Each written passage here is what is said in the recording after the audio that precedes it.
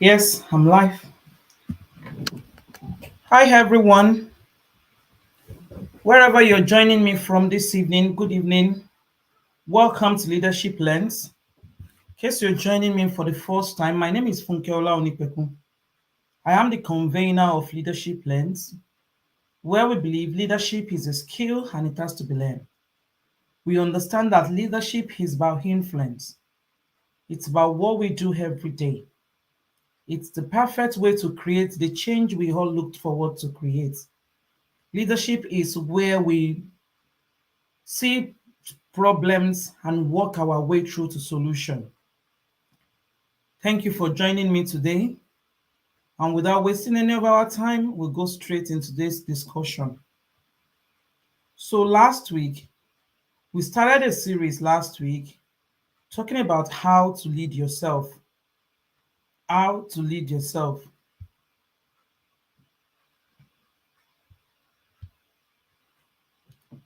And in the course of that, we went through some discussions about who you are, the question of identity. Who are you? What do you represent? What do you stand for? What comes to mind when people hear your name? What what are the things you stand for? Who are you?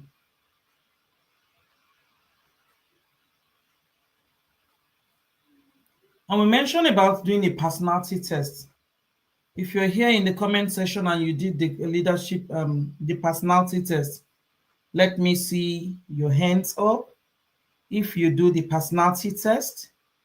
Because until you find out who you are, until you take stock of the assets that you have, what you can do, what you cannot do, what you need to do, it might be difficult to navigate your path.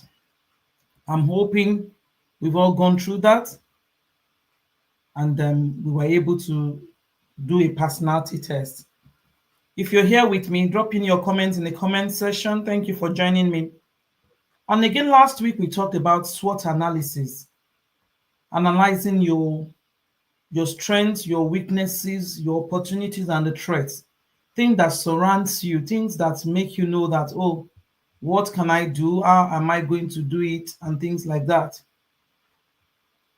Did any of us do that? Yes. Thank you so much. Oh, thank you. Good evening, Ma. I can't see you. Marachi, thank you so much for joining me. So last week, we talked about who are you? Did you do the personality test? If you have not, I encourage you to do it. Remember, we said big things, big problems do not really need big solutions in codes. Simple instructions, simple steps. Oh, good evening, sir. Simple steps. These are the things that improve that provide the solutions that we look for. So today we continue on our SWOT analysis. I want to believe everybody get a worksheet and we have tried to analyze our goals. Today we're going to learn how to reassess our goals. We'll give you a SWOT analysis example in case it's still, ambiguous for us and we don't even know how to break it down. Then we go ahead to leverage our strength and how to mitigate this threat. Because one thing is sure, whichever goal you have set to achieve, it's not going to be easy. Take that. It's not likely to be a smooth run. It's not going to be automatic. There is a statistics that says quite a number of people, most people never set goals. Some people set goals, they don't write it down. People who write them down, some of them does not even have a plan to follow it up. I don't want you to be in that space today, which is why we're going to break down all of this to make sure that your 2025 goals are fully achieved. Only 8% of people who set goals actually achieve them. The New Year resolutions, everything we plan to achieve. 80% of individuals abandon their New Year goals, resolutions by the end of January. So today is 26. Let me see you in the comment section. What are you doing to that goals? What's going on? Do you still remember them? Are you trying to restructure? Have you abandoned them? Are you tired? It says many resolutions are often abandoned by the mid of February. That means by this time next month, it's possible that some challenges, some situations and circumstances of life, which are definitely going to happen to me and you every day, will have occupied the minds of most people, and in the course of that, they have forgotten their goals. So today, I'm going to give us an example. I'll show us an example of how our goals easily slip off our hands and how to avoid that. There is a common thing, research common everywhere, that in the gym, January serves as a good year when lots of people go back to the gym. The new resolution, I want to lose weight, I want to get fit, the excitement and all of that. And so I'll give you a typical example of what happened. It's like day one. This beautiful lady here has set a goal to be slim by summer. By summer, I am going to be slim. So day one, let's take it for January 1st. She starts dieting. What a good thing to go. And on day two, our dear lovely sister is taking it further. She's registered for gym. She's now having some meal plan. She's having diet. She's doing a lot of things because by summer, she wants to be slim. And on day three, she still wants to be slim. The vision, the dream, the resolution is still going on in their mind. So she's on a diet. She's no longer drinking alcohol. She's not taking fizzy. She's doing a lot of things to catch up, just to make sure that this dream is being fulfilled. And what next can we see? By day four, challenges of life are beginning to set in. It's just a cheat meal. And the one will not hurt me, I know that I will still be slim by summer. Let me just do a cheat meal. If you've not done any diet plan, there is usually a cheat meal on the diary to say, oh, to encourage yourself and things like that. So our dear lovely lady here is already planning to do a cheat meal on day four. And on day five, oh, my muscles are aching. Today I'm going to skip the gym. Come on, I've done 4 sessions. I'll take one day at a time. I will go back tomorrow. There is always a tomorrow. And by summer, I'm still going to be slim. I want you to follow this story. You might not be trying to lose weight, but I want you to see gradually. We're trying to paint a picture of how we start, with enthusiasm, how we identify a problem that needs to solve, how we identify a destination that we want to go to, and how gradually these things might slip off without even noticing it. And by day six, cravings have set in. How many of us cannot sleep because we have things in our fridge we need to go and check in the night? There's cravings. There's a piece of chocolate there. She's already skipping the gym again. You know what? And we try to encourage ourselves. I've been good all week. I deserve a treat. I used to eat big portion and now I'm eating small portion. I think I can encourage myself. And it's still summer. Summer is a bit far away. By summer, I will be slim. And by day 12, what has happened? Today she is weighing herself. She's gained 3 kg. And upon reflection, she realized that she has had several nights of secret eating. Lots of chocolate and treats in between. She's forgotten about the diet plans. In fact, isn't it just good to cancel the gym? Because she has only paid, she has not been there for the last 5-6 days, and instead of continuing to be wasting money, and this is where the problem sets in, she has accepted that she will never be slim. That's to tell you, between 12 days, there is a higher tendency for someone who started with enthusiasm at the first day of the year. Within 12 days, she has climbed this ladder, she's slumped from the ladder, and she's back to that place where she think, oh, I don't think this is for me. But is it for you? Is it not for you? Let's find out. What I don't want you to do is to be like this person who has given up to faith to say, oh, this is not for me. I'm here this evening to reassure you that the goals that you have set is achievable. Anyway, we'll go through it and understand if it's achievable. I want to encourage you to see the possibility. Even impossibility says, I am possible. I want you to see this evening to see the loopholes in your goals, how to rearrange them, how to adapt them to the current situations and circumstances, because these things are not going to disappear. They are going to be there for a long time. So number one thing to do is to reassess your goals. And I will be making reference to the example we gave earlier about the lady who was trying to reduce her weight. Tell me about your goals. Is it specific? What do you really want? What exactly are you trying to achieve? You see this word, I want to lose weight. It's vague. It's not specific. It could be as simple as I want to lose 2 kg within so period of time. So instead of you in your financial goal saying I want to blow, I want to go, I want to be rich 2025, please go back. Define what being rich means to you. Is it measurable? That's how are we going to know? Because for somebody, 10,000 pounds increase means that they are rich. Whereas for somebody else, 500 pounds increase in monthly pay, we means they are already rich. So is it something we can measure? Give us a figure. Give us a figure. Let us know what, so that when you continue to put actions in place, that's the way to tell yourself, I'm achieving it, I'm not achieving it. Then is it achievable?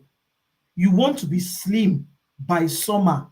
What does slim means? Are you 100 kg now? And maybe I did slim will be like 60 kg. Is it achievable? You're not going to go from 100 kg to 40 or 50 kg in 6 months. God forbid sickness.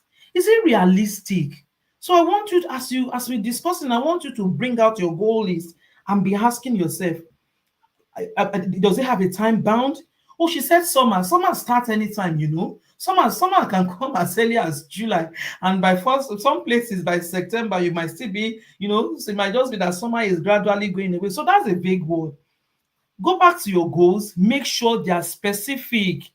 Do make sure that they are specific enough, is measurable, is achievable, is realistic, and it's time bound. It's called smart goals. Make sure your goals are smart.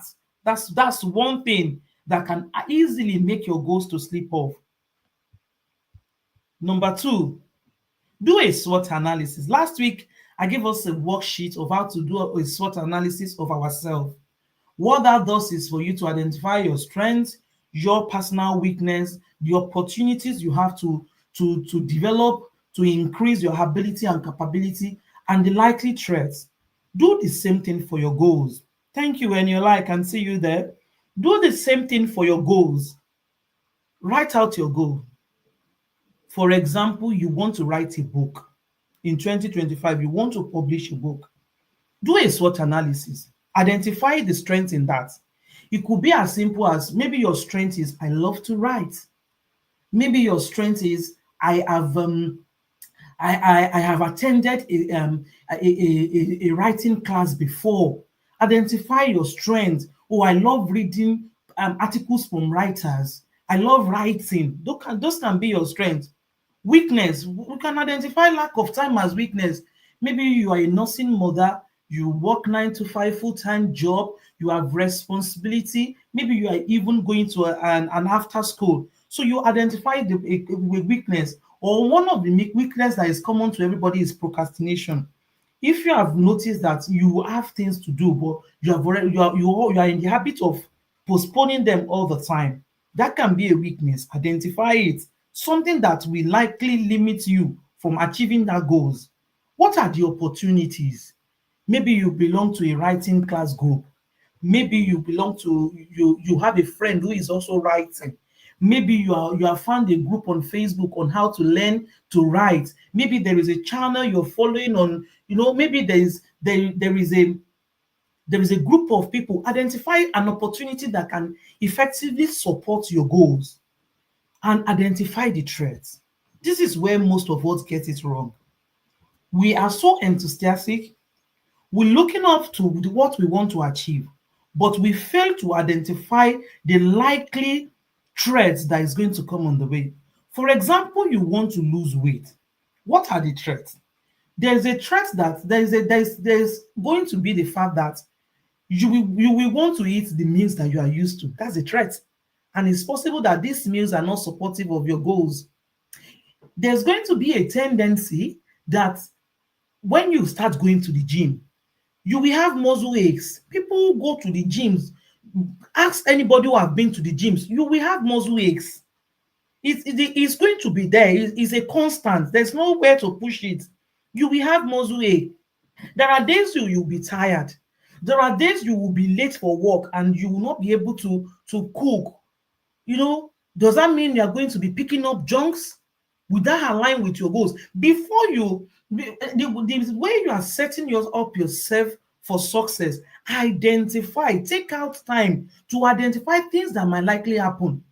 So on your list, if you're trying to lose weight and you're already going to the gym, you should be able to say, what will I do when I start having muscle aches? When I start have craving for chocolate, what will I replace it with?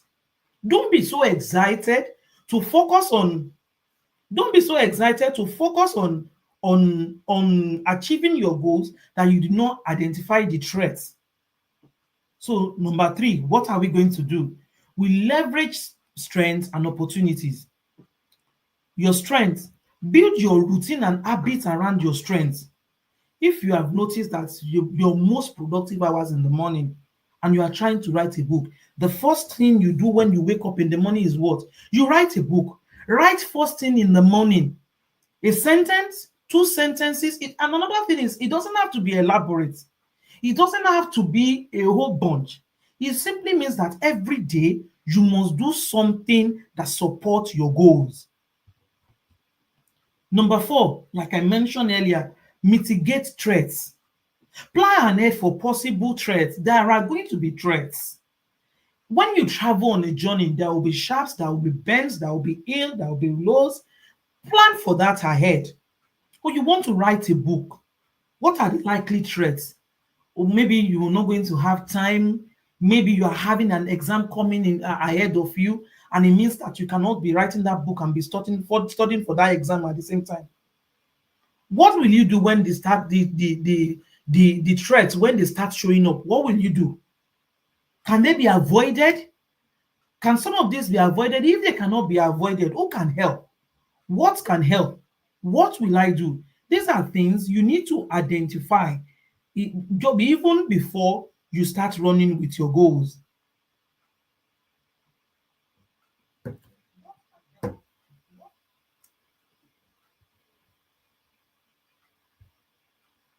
Another thing that you're going to do to make this easy is to break down your goals. Develop actionable plans. It provides a clear roadmap. When you come out with actionable plans, I keep going back to the example of you want to write a book, because book comes, a whole book comes in chapters, in categories, in sections and things like that. Maybe I will write one chapter of this book in 1 week. And that chapter, you break it down into different sections. Maybe there's going to be definitions. Maybe you write that one at a go. There's going to be steps. There's going to be this. There's going to be that. Like before I came to this class, I already know that I had to do my presentation with slide. So I map out time to design my slide. I map out time to send out invites. Do an actionable thing. Do something about your goals daily. I believe you have your goals where you can see it, where you can keep an eye on it all the time to remind you. Even the Bible says, write a vision so that anyone that reads it will run. This is something you want to achieve. Every time you see it, it reminds you that you need to run. What else are you going to do? Establish accountability. One of the things that affected our lady who was trying to lose weight, if you see all her stories, there's nowhere where it was mentioned who she's accountable to, who is encouraging her. Even the gym that she joined, she hasn't gone in 2 to 3 days. Nobody has been able to ask her, nobody to follow her up. She has been doing secret cheats. She's not even accountable to herself, let alone accountable to others. Look out for like minds. Sharing goals with supportive friends or mentor and providing regular progress updates increases chances of success. I was listening to a strategist, and he says one of the best way to improve your strategy is to have a group of 2 or 3 people that you meet regularly with every 2 to 3 weeks, and say, this is my strategy, this is what I'm struggling with, how can it be improved? Get out and look out for mentors. Mentors are easy access. I always say mentors are ladders. There's a difference between standing on the floor and trying to pick something up there, and compared to having a ladder of 5, 6, 7, 8, or 20 steps, and you just assess wherever you're going. I think it's a new thing that says, if for any reason I see further, it's because I've climbed on the shoulders of those people who have gone ahead of me.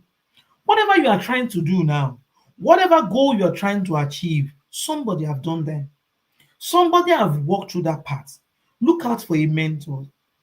Find out things they have done, the mistakes they have made, how they overcome the challenges. Look out for people who have been going to gym continuously for 2 years, and ask them, when you have muscle ache, what do you do? Do you stop coming to gym? Is there a way I can manage the muscle ache? Or when you start having cravings, what do you do? Or when you're stuck with this particular thing, what do you do? But the only way for you to be able to ask this question, if you have done a SWOT analysis, is if you have identified the threat. It's easy to identify solutions to problem when you have sat down and taken your time to find out what you need. If you're going to ask somebody for help, because they are also busy with one thing or the other that they want to do for themselves, make it easy for yourself. Make it easy for them by thoroughly assessing yourself and having a tangible question to present. Because most of the useful and valuable people you will meet, they will not have all the time to listen to your stories, but I'm sure they will be happy to answer your questions. So instead of saying, how can I lose weight? Go to them and say, I want to go to gym. I've been going to gym, but I'm having muscle ache.